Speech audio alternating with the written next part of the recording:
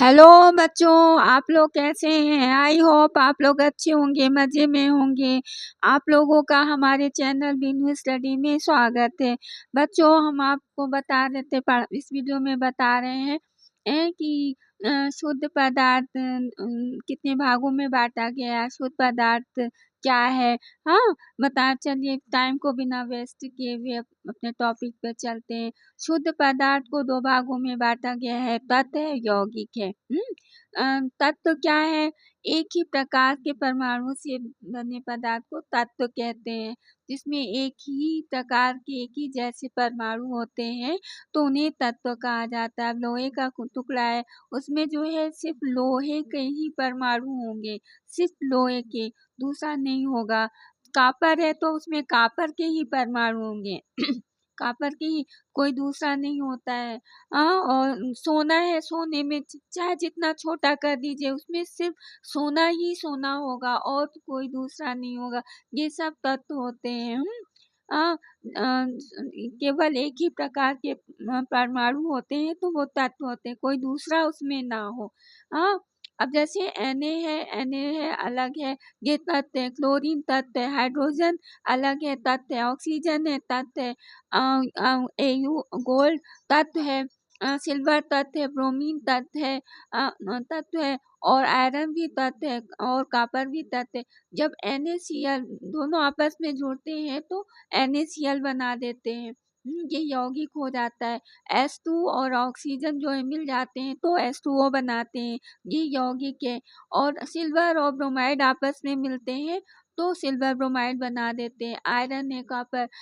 बच्चों, यौगिक में एक फॉर्मूला होता है, वो हर यौगिक जो है, चाहे जो भी है, वो उसमें एक फॉर्मूला होता है। अगर फॉर्मूला नहीं है तो वो मिश्रण हो जाता है। मिश्रण वायु है, वायु में कोई फॉर्मूला नहीं होता। दूध, रक्त, स्याही, इसमें कोई फॉर्मूला नहीं सेट होता है। ये हो गया। यौगिक को 2 भागों में बांटा गया है, कार्बनिक है और दूसरा अकार्बनिक है।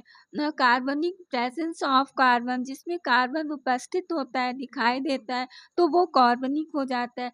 एब्सेंस ऑफ कार्बन, कार्बन की अनुपस्थिति है, वो मौजूद नहीं है, नहीं दिखाई देता है, तो वो अकार्बनिक है। सीधी सी बात। कैल्शियम कार्बोनेट, इसमें कार्बन दिख रहा है तो ये कार्बनिक है। कार्बोनेट जो है उसमें भी कार्बन दिख रहा है, इसलिए कार्बनिक है। कार्बन डाइऑक्साइड में कार्बन है, कार्बनिक है। कार्बन मोनोऑक्साइड में कार्बन है तो कार्बनिक है। अब इधर देखिए NaCl है, इसमें कार्बन नहीं है। H2O में कार्बन नहीं है। सिल्वर ब्रोमाइड में कार्बन नहीं है। सोडियम हाइड्रोक्साइड में कार्बन नहीं है। कॉपर सल्फेट में कार्बन नहीं है, इसलिए ये अकार्बनिक है। अब बच्चों, इधर तत्व में आते, हमें मेन तत्व के बारे में जानना है और ये सब बाद में पढ़ेंगे। हाँ, और अशुद्ध पदार्थ के बारे में तो हमने बता ही दिया है सब। तत्व जो है, अब तक में कुल 118 तत्व खोजे गए हैं। हाँ, पीरियाडिक टेबल में तत्वों को रखा गया है, इनका अपना एक पीरियाडिक टेबल है। और जिसमें से 92 तत्व जो ऐसे हैं जो प्रकृति द्वारा प्रदत्त हैं, बाकी सब मानव निर्मित है, मतलब कृत्रिम है।